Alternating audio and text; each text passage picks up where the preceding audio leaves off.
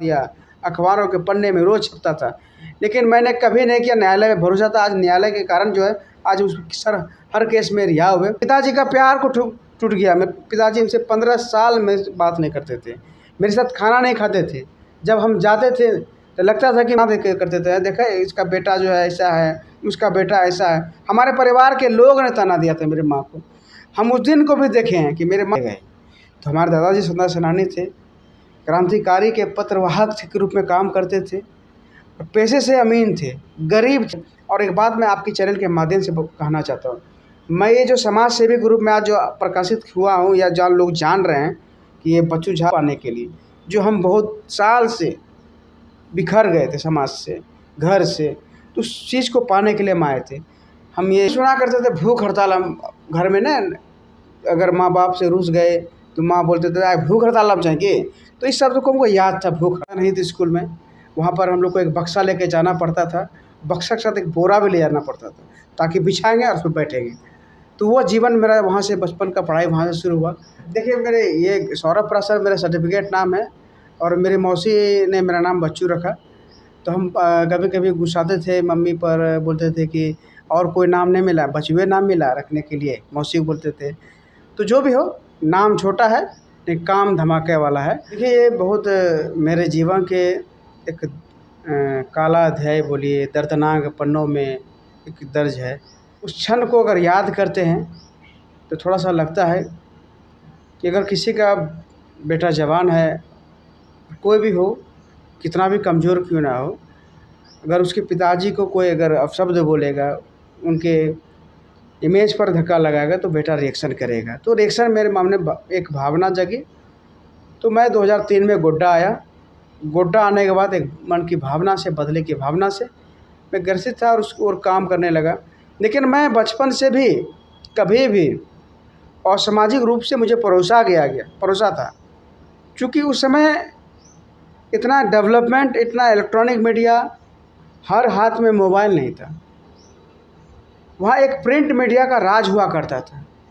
हम नहीं कहते हैं कि सभी प्रिंट मीडिया एक जैसे होते हैं।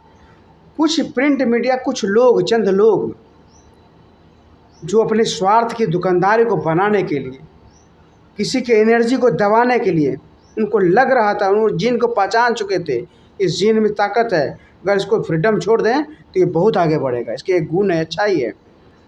तो मुझे बचपना था, मेरे साथ दोस्त सर्किल हुआ, भावना में बदला गया भावना था। लेकिन कभी भी मैं किसी भी असामाजिक एक्टिविटी में नहीं रहा। कि सत्य की जीत होती है, लेट होता है। मैं वचन कहता हूँ, कोर्ट कचहरी का बात है, मैं बावास्कीनाथ कसम खा के कहता हूँ, मैं किसी भी बैड एक्टिविटी में नहीं था, असामाजिक तत्व में नहीं था। मुझे फंसाया गया था हर चीज़ में। बहुत ऐसे बातें हैं जिसकी जान में आती है तो रूह कांप जाता है। हम पिताजी का प्यार को टूट गया। मेरे पिताजी हमसे 15 साल में बात नहीं करते थे, मेरे साथ खाना नहीं खाते थे। जब हम जाते थे तो लगता था कि मेरे पिताजी मेरे साथ खाएंगे, नहीं, खाना नहीं खाते थे। मेरे दादाजी स्वतंत्रता सेनानी हैं, उनका मैं पोता हूँ। मुझे लगता था कि मैं क्या एक अभिशाप के रूप में घर में पैदा ले लिया हूँ। तो ये सब चीज़ को याद करते जहन में तो लगता है कि हम कभी कभी मन में आता था कि अब हम इस जीवन को नहीं जी पाएंगे। तो ऐसी भावनाएं बहुत आती थी मन में। लगता था कि हम आत्महत्या कर लेंगे, नहीं जिएंगे। इस तरह कई ऐसे मेरे जीवन में से पन्ने आए, इसके मैं बयां करना मेरे आत्मा को खोदने के बात है। मैं बहुत टूट चुका था, बहुत बिखर चुका था। लेकिन हमारे कुछ लोग ने मुझे सहारा दिया, मुझे राह दिखाया। उनको लगा कि इसके जीन में अच्छाई है, मुझे हर जगह समझाने का प्रयास किया।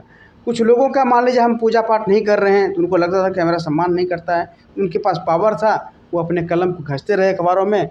और हम कभी गलत नहीं किए थे, ना हैं और ना आगे भविष्य में भी रहेंगे। माँ हमें हमेशा, मेरे पिताजी माँ को डांटते थे कि आप ही बढ़ावा देते हैं, आप ही इसको ऐसे करते हैं। तो एक मन में बहुत पीड़ा लेके आए थे कि लगता था मेरे पिताजी हमसे बात नहीं करेंगे, हमसे सब परिवार से टूट के रहते हैं। कुछ भी हो तो लोग जो है मतलब ताना मारते थे, हमारे माँ को ताना दे के करते थे, देखा इसका बेटा जो है ऐसा है, उसका बेटा ऐसा है। हमारे परिवार के लोग ने ताना दिया था मेरे माँ को। हम उस दिन को भी देखे हैं कि मेरे माँ रोती थी कि बेटा क्या कर रहे हो। हमको रोज़ हमको लोग अगल बगल रिश्तेदार ताना मारते हैं, कोई आना नहीं चाहता है।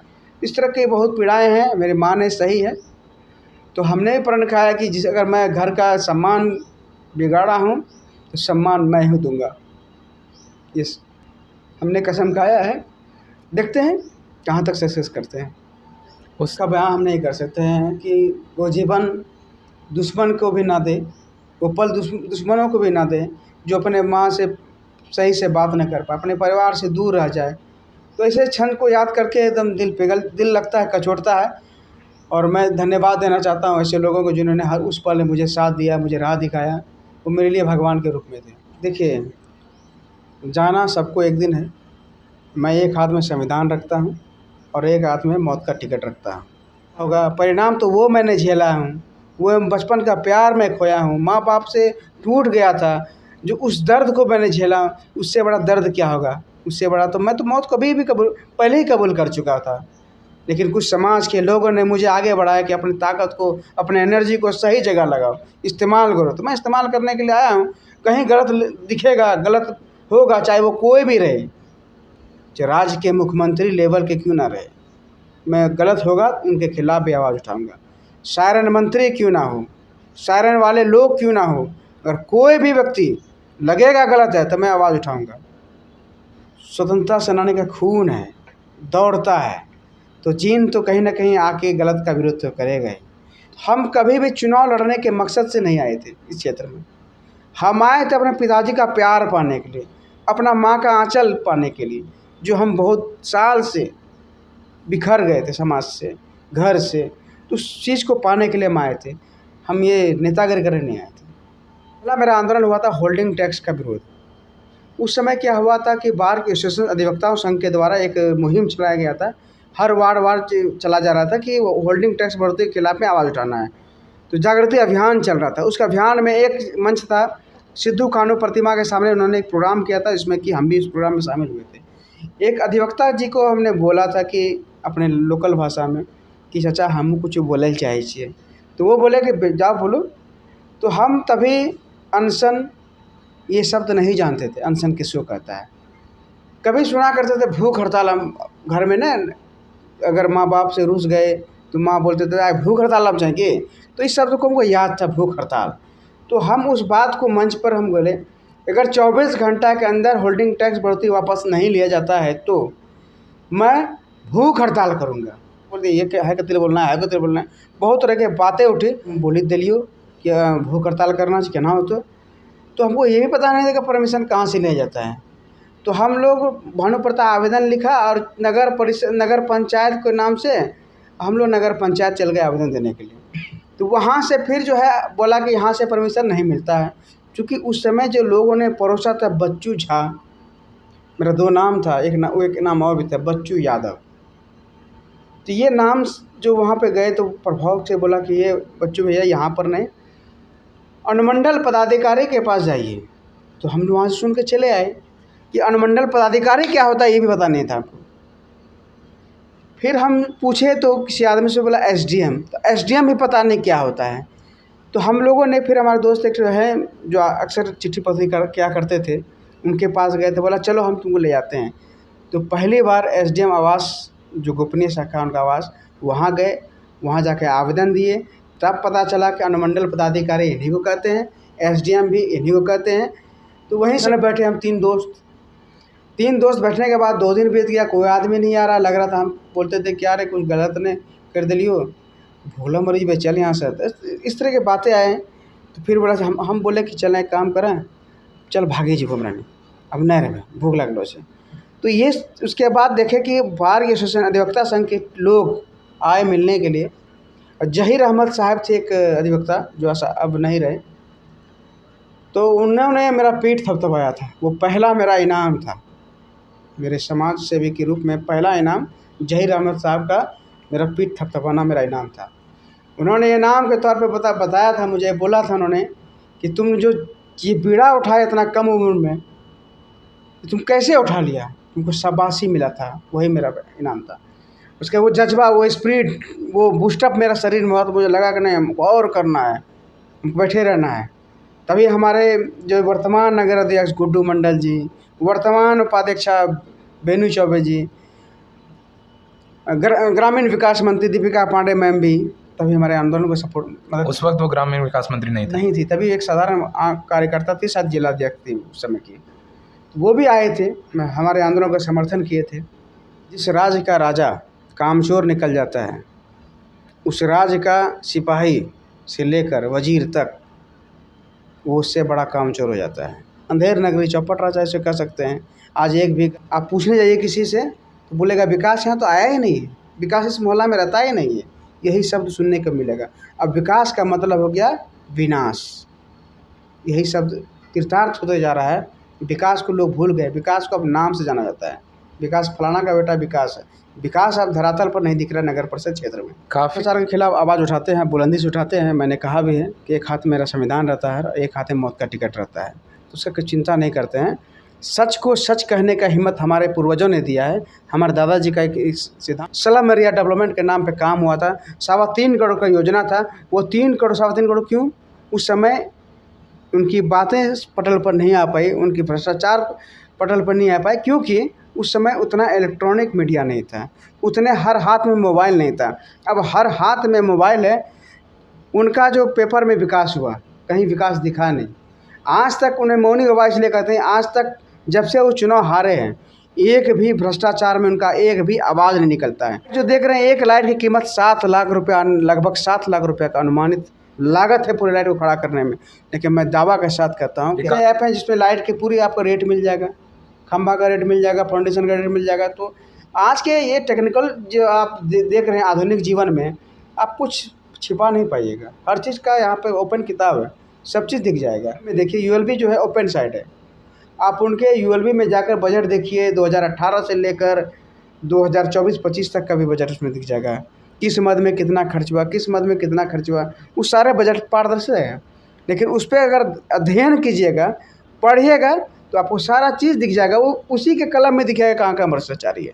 ना कागज़ हो नहीं मरता है, हमारा पद चला जाएगा, हम चले जाएंगे, लेकिन वो पेपर जहाँ वहीं रहेगा। अगर जिंदा रहेंगे तो पेपर आपके हर भ्रष्टाचारी को जगह पहुँचा देगा। देखिए, कोई मैया योजना चलाती है और कोई बहन वाला योजना चलाती है। आप जाइए और जगह में पता कीजिए कि यहाँ मैया योजना नाम है, कहीं लाडली योजना नाम, कहीं लाडली योजना नाम है। तो एक दूसरे को कोसने से कोई फ़ायदा नहीं। विकास की अगर बात करें तो हमारे झारखंड राज्य की, मैं गोड्डा ज़िला भी एक आता है, तो अपने गोड्डा ज़िला की बात करते हैं। हमारे गोड्डा में देश के सबसे बड़े उद्योगपति अडानी ऐसा पावर प्लांट है, बिजली पावर प्लांट, यहाँ बिजली का उत्पादन होता है। हमारे गोड्डा ज़िला में कोयला का यहाँ खदान है, यहाँ के कोयले से कई राज्य की बिजली जलती है। और हम उस गोड्डा क्षेत्र के, गोड्डा ज़िला के निवासी हैं, जहाँ बिजली के लिए आंदोलन करना पड़ता है। इससे और दुर्भाग्य की क्या बात है? बगल में अडानी है, हमारे ज़मीन का शोषण हो रहा है, हमारे खेती किसान लोग उसके गंदे केमिकल पानी से खेती चौपट हो रहा है, खेती नहीं करने लायक ज़मीन नहीं है।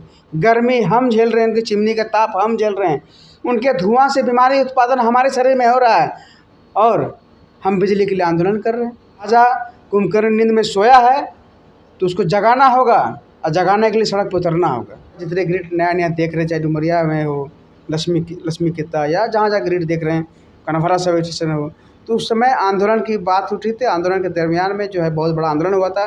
नगर के सभी लोग, ग्रामीण क्षेत्र के सभी लोग एक होकर आंदोलन किए थे और बिजली व्यवस्था सुधर गई थी। लेकिन अब इधर से विगत हम कह सकते हैं कि इस साल भर से बिजली की व्यवस्था बहुत ख़राब हो गई।